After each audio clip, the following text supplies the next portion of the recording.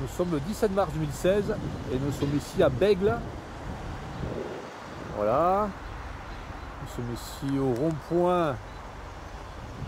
Voilà, Louis Delgrès. Donc ici, là, bon, je vous montre les panneaux pour montrer où nous sommes. Voilà, le Dora, l'artisanal. Et là, nous avons la route qui va vers la zone industrielle de Bègles. Là, nous sommes du côté intérieur rocade. Nous sommes en fait à côté des lacs qu'il y a à Bègles. Donc toujours à propos de cette herbe de la pampa, nous allons voir ici ce qui est fait à propos de l'herbe de la pampa. Alors ici nous sommes sur le fief du député européen Noël Mamère, qui est un député vert. Nous allons voir ce qu'il fait lui à propos de l'herbe de la pampa. On va voir si c'est mieux qu'ailleurs. Voilà, nous descendons ici, là.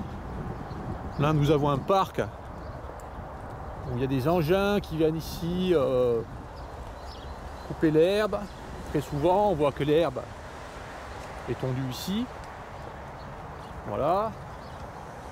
Donc, nous allons voir s'il y a des herbes de la pampa. Bah, déjà, on en voit là, de loin, voilà. Donc ici, nous apercevons que l'herbe elle a été coupée ici plusieurs fois, puisque c'est une herbe très rase. Donc il y a des engins qui viennent tondre ici. Et par contre ici, là, ils s'arrêtent ici, juste devant les herbes de la pampa. Voilà. On voit une bouillie d'herbe là à broyer, là, cet endroit, dans l'eau. Parce que les engins ont broyé l'herbe. Et par contre, l'herbe de la pampa ici est intacte. Non seulement ils ont laissé l'herbe de la pampa ici, en plus ils ont laissé les épis qui ont fait plein de graines ici. Voilà, donc à Bègles, rien de particulier en ce qui concerne l'herbe de la pampa. Ici, elle est largement laissée et elle produit sa nuisance extrême ici dans la région. Voilà, nous allons voir un peu plus loin là, parce que là-bas il y en a aussi. Voilà, nous sommes à peine 100 mètres plus loin, sur le bord du lac. Donc ici, nous pouvons voir que ici, ils font une sorte d'entretien, enfin un entretien ridicule qui sert à rien. Donc ici, nous avons un peuplier noir. Donc il pourrait très bien pousser sans qu'il y ait de taille. Donc là, ici, ils coupent les branches. Là, partout autour, ils n'arrêtent pas de faire ça, des coupes. Les autres là-bas, pareil. Mais par contre, ici, là, tout ce qui est herbe de la pampa est bien laissé, ils ne font rien, voilà. Donc nous avons le bord du lac là, avec une eau très claire d'ailleurs, aujourd'hui. Voilà. Et à côté, nous voyons plein d'herbes de la pampa. Donc qui ont été extrêmement faciles de broyer là avec des engins. Puisque ceux qui font l'entretien, enfin ceux qui s'occupent des endroits là pour enlever l'herbe, ils ont des tracteurs avec un bras mécanique qui peut tout à fait broyer ces grandes herbes de la pampa. Ici elles sont laissées, bien laissées, alors que nous sommes sur les terres du député européen vert Noël Mamère. Voilà, et à côté nous avons des roseaux, c'est très joli.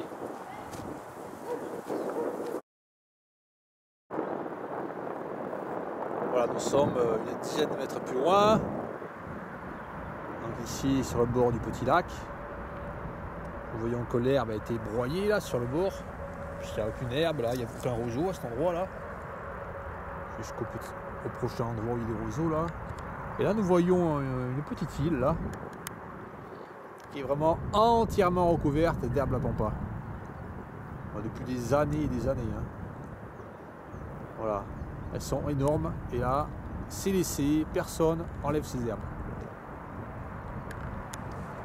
Allez, allons plus loin. Voilà, nous étions là-bas tout à l'heure, à côté de la petite île. Donc, nous sommes 100 mètres plus loin à peu près là. Et à côté de la plage là, au lieu de s'occuper de couper les herbes de la pampa, ils sont plantés des palmiers, voilà. N'importe quoi. Moi, j'aurais préféré un endroit comme ça qui pousse des arbres naturels au bord des lacs. Par exemple, des saules blancs. Mais non, pas du tout. Ici, ils préfèrent mettre des palmiers.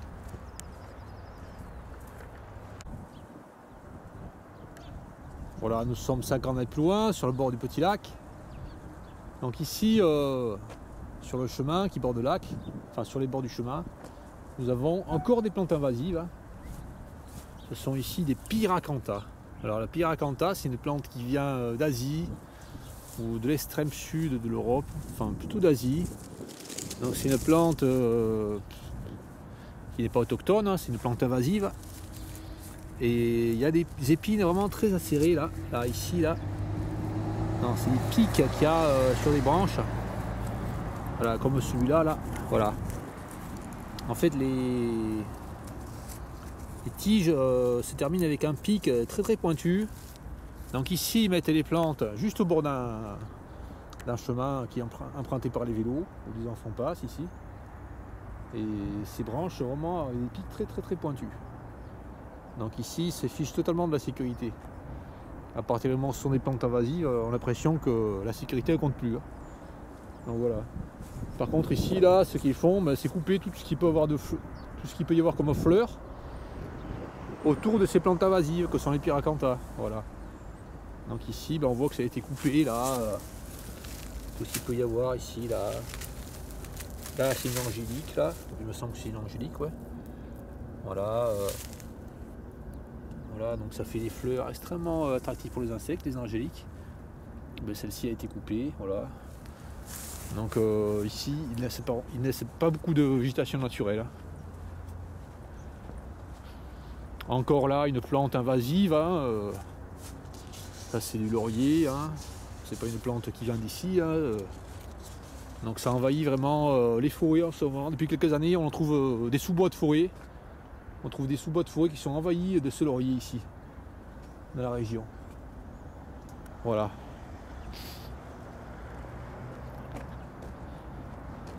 Et encore du Pyracantha avec les branches qui vont jusqu'au bord là du chemin. Là on voit un piquant là vraiment. Je vais enlever les épines pour montrer. Aïe, je me suis piqué là. Là c'est un piquant extrêmement robuste. Voilà, qui fait un grand piquant qui fait 4-5 cm de long. Et là il y en a partout sur ce Pyracantha. Ces épines sont cachées sous les feuilles. Là, si on passe, qu'on rase ici, là, on se fait très mal. On peut se faire mal aux yeux. Voilà, donc ici, il laisse ces plantes qui sont dangereuses, en plus d'être des plantes invasives. Alors, il y a encore ici, là, le laurier en paquet. Voilà. Donc ici, heureusement, il y a des saules. Mais j'aurais préféré, moi, qu'il y ait de l'autre côté des arbres comme des saules. Et pas des Pyracantha, et pas toutes ces plantes invasives.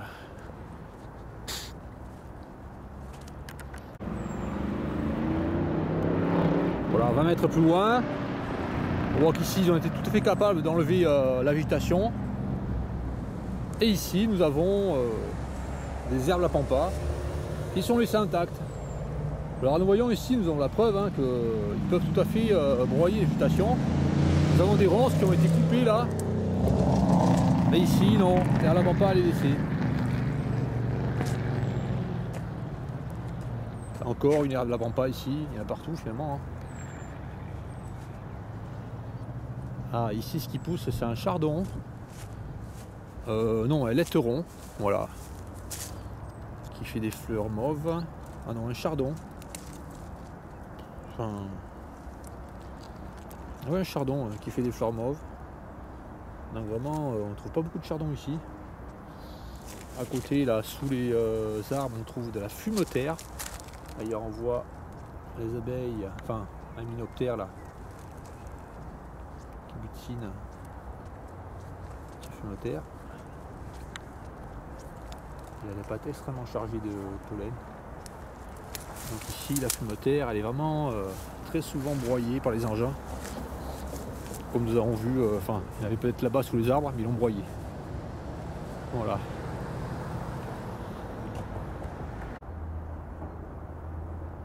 Bon, 10 mètres plus loin, nous voyons les bordures là. Enfin, du bord du lac là. Nous avons le lac de ce côté. Et là, nous avons la bordure de la descente. Et là, nous avons la route qui passe au-dessus là. Donc voyons ici que en fait toute cette bordure là qui fait 5 mètres du bas jusqu'en haut là, bah, elle est entièrement dénaturée, hein. Ils détruisent la végétation pour rien ici.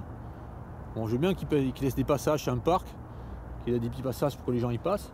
Et ils pourraient très bien ici laisser une végétation sauvage, tout à fait sauvage, avec beaucoup plus de fleurs. Il pourrait y avoir vraiment beaucoup de fumeterre ici. Et ça permettrait vraiment aux abeilles de butiner. Mais non, ils font pas ça. Donc ici, ce qui pousse, ce sont ces fleurs jaunes, là, c'est composé. En fait, ces fleurs, elles s'accommodent vraiment bien de la tonte très rase. C'est pour ça qu'il n'y a vraiment que de ces fleurs, là. Elles sont peut-être moins intéressantes pour le butinage que la fumeterre ou d'autres variétés de fleurs.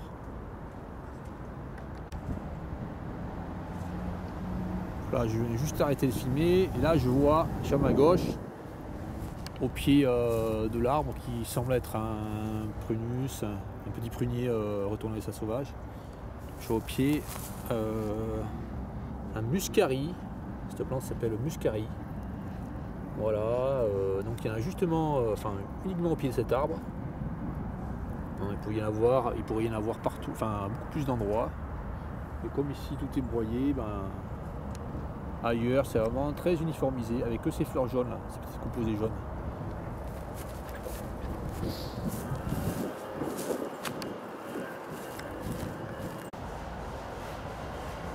Voilà, et 10 mètres plus loin, ce que nous avons ici, c'est un piège. Voilà, donc c'est complètement irresponsable de mettre des pièges ici, comme ça, dans la nature. Bon, c'est un piège pour piéger les frelons asiatiques. Mais en fait, ce piège n'est absolument pas sélectif. Bon, ce que l'on voit en fait dedans, c'est toutes sortes d'insectes. Là, on voit aucun frelon asiatique. Donc en fait, ils font n'importe quoi ici. À Bègle, mais partout ailleurs. Hein. Donc j'ai fait une vidéo dont le titre est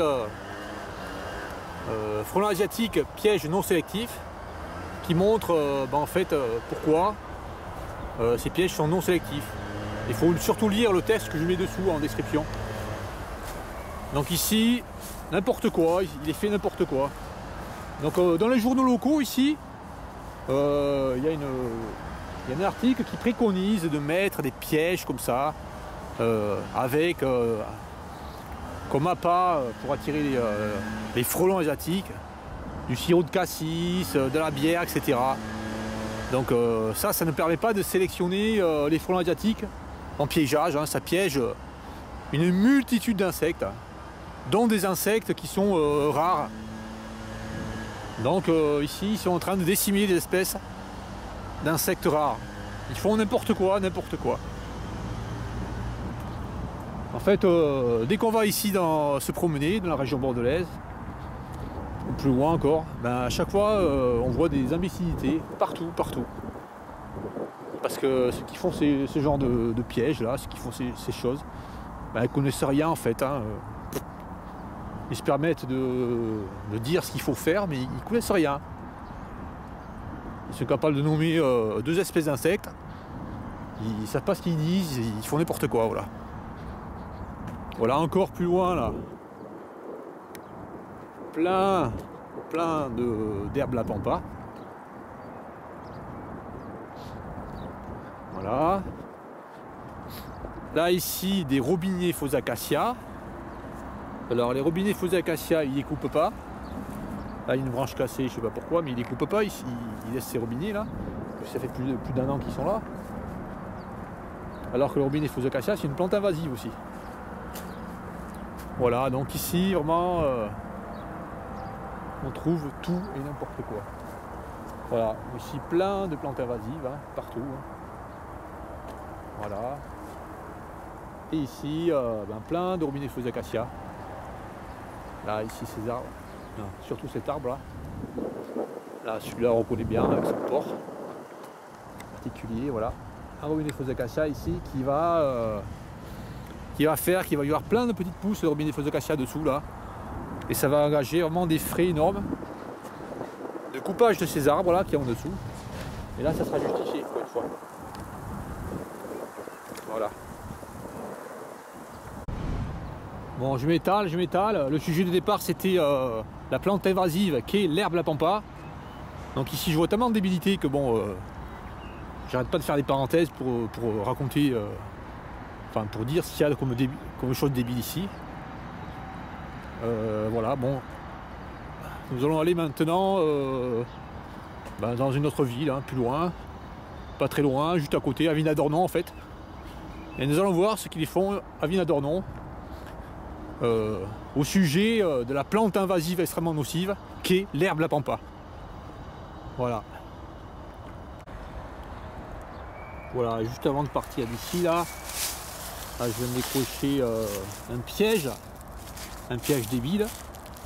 Donc nous allons voir ce que les gens, je pense, de la mairie irresponsables ici là, piègent dans ces pièges à frelons asiatiques.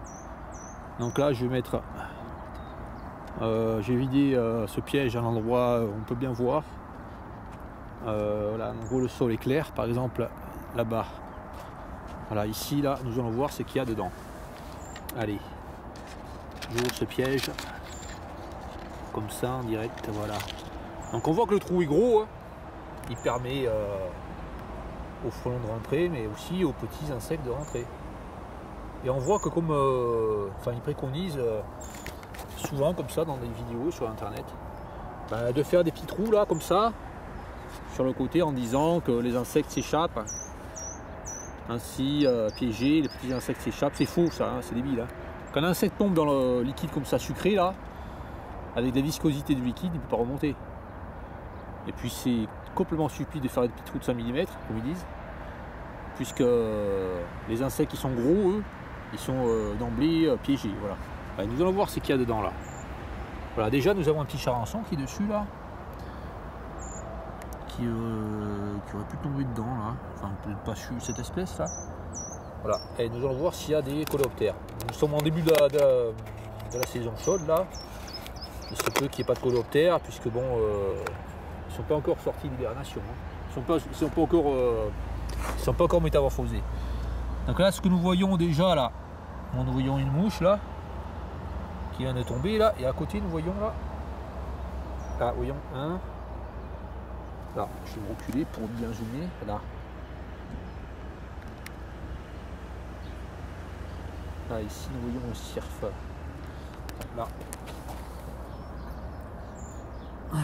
Voilà, nous voyons un cirque ici là, au milieu de l'écran là. Donc il piège des cirques, voilà. Ils font n'importe quoi. Là, c'est quoi ça? Des mouches. En majorité, ce sont des mouches hein, qu'il y a.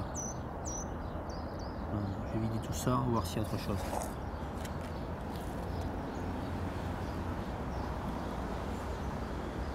Non, il n'y a que des mouches ici. Hein.